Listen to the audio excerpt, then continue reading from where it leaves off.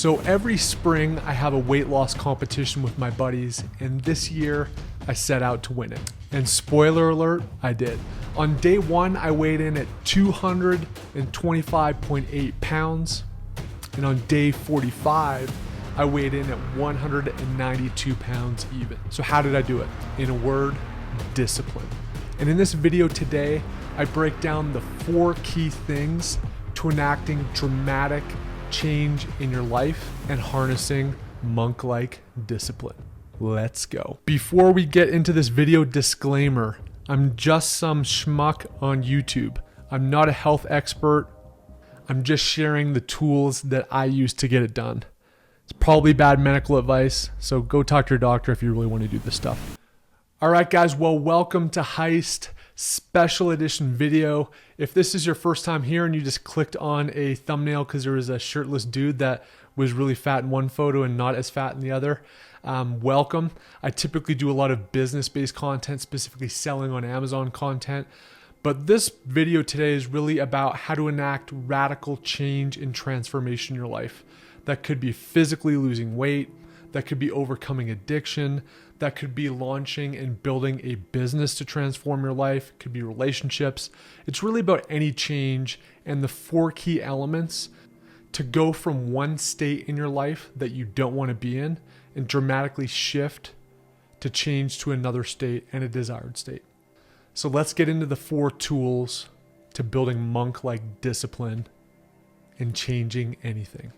So to start things off, I'm not some like kooky psychologist or something, but it involves some mental game stuff. And the first one is having a compelling why, a compelling reason that you want to enact the change.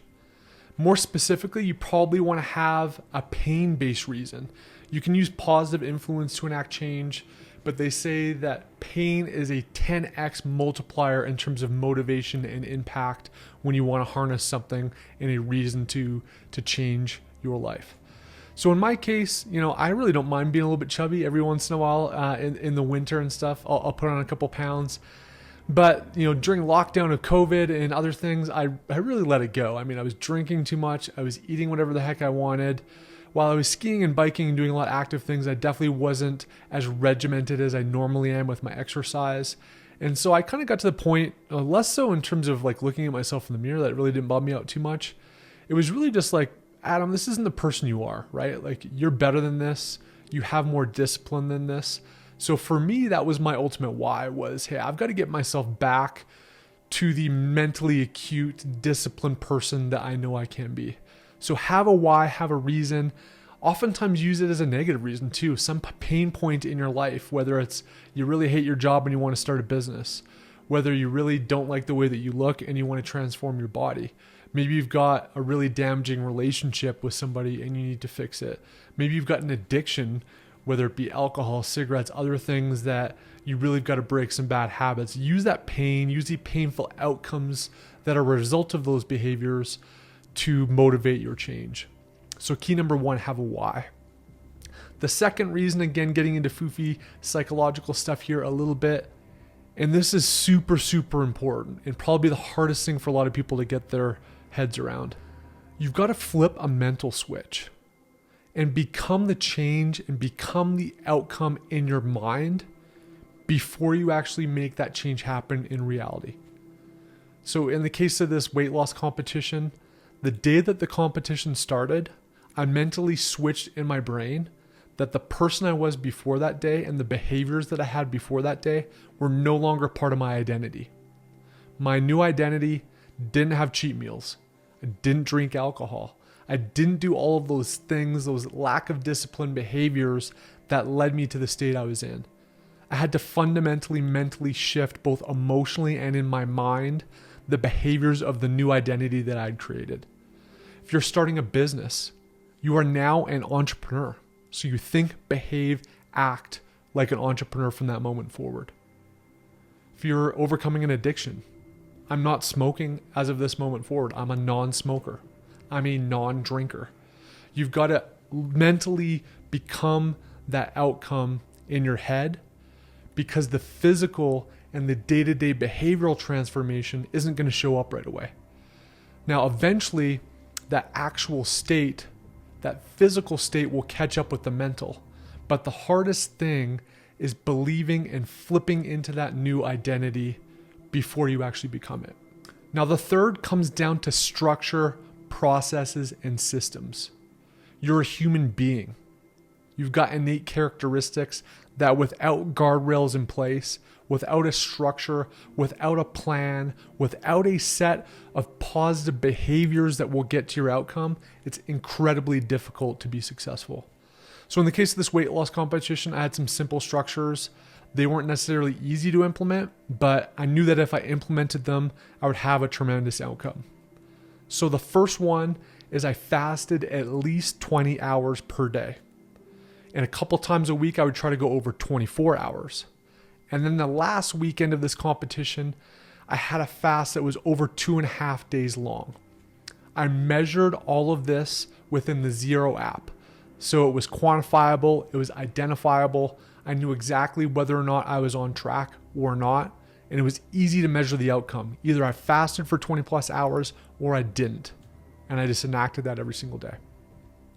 The second was, as I was in a quasi keto state. I'm not going to get into all the diet stuff, why you shouldn't do stuff. I don't plan on doing keto forever, but I thought it was an important reset to establish the change that I wanted with this program.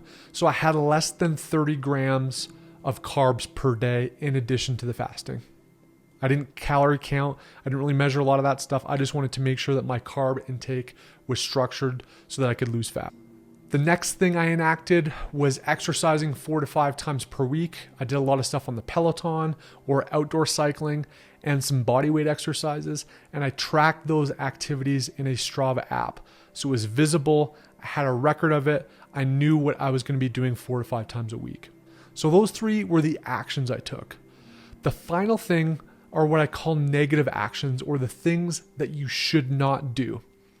As part of any behavior change, there's stuff that you need to do to enact into your structure, and then there's some things that you need to stop. So the things I stopped were simple. Had no sugar, had no alcohol, and I had 0 cheat days. So enact structure and processes to achieve your goal. If you set the daily, weekly, monthly behaviors that you go through that you know will make you successful, it becomes a very easy to implement system. Realize though that any change is incredibly difficult the first 5 days. So your biggest struggle, and my biggest struggle probably in this, was I hadn't fasted for a while. I'd been a fat ass for a long time. I was drinking a crap load of beer, so I was used to drinking a lot. So that first 5 days wasn't fun, but you get used to it. And really after that 21 day mark, those habits turn into ingrained behaviors and it really becomes quite easy. So get through that first 5 days and then realize after the first 3 weeks that you become an ingrained, changed person as a result of those processes. The fourth is to either have a tangible reward or carrot or have a punishment. So in our case, with the fat loss competition, you've got some banter, with friends on a weekly basis, which makes it kind of fun. But we all kicked in $50, right? So I think there was 12 of us. So if you won this thing, not only did you get the reward of the outcome, the physical change, the fundamental behavior change, which is a bonus, but you got $550. So I ended up winning this sucker, $550, better than a kick in the pants. It was kind of an additional motivator. It wasn't the sole motivator, but it was an additional motivator. There's also other things to enact radical change that you may do. Say you've got a partner or a spouse. Maybe you say, hey, look, I'm going to give you $500 or $1,000 if I don't accomplish this thing in this amount of time. So maybe it's like building your business. Hey, if I don't reach $100,000 in the first 6 months, I'm writing you $1,000 check. If I don't lose 20 pounds, I'll write you $1,000 check. Have some kind of painful element or reward, because those little things will nudge you along in the days that you really don't want to enact the behavior. And then the final piece is really accountability. You can do this through competition with friends. You can do this through transparent dialogue, going through it with other people. You can have a coach. You can have somebody that you check in with. But when you have other people that are aware and or relying on the activities that you're doing, and they're checking in on you, you simply do things that you wouldn't do by yourself.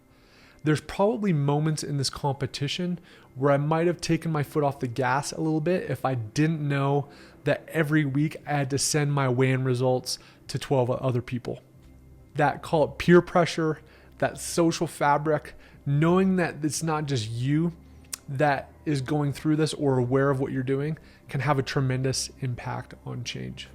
So if you like this, guys, hit the subscribe button, drop a comment down below if you've got additional thoughts. But people think that becoming monk-like with discipline is some superhuman feat. It's not rocket science, right? It's 4 simple things, 4 simple structures that if you enact them into your life, you can do radical things that most people don't think is possible. You know, it's not normal or easy to think of losing 34 pounds-ish in 45 days, right?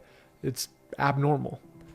Abnormal things don't necessarily require extraordinary outcomes or efforts. It just requires putting one foot in front of the other, having your mental structure right, having your mind dialed, having the behaviors and structure and processes in place, having the right incentives or disincentives, and then having accountability. Go put a dent in the world. Go change something in your life that you want to with this structure, and ping me and let me know how it impacted you. Until next week, guys. Cheers. I am a fighter.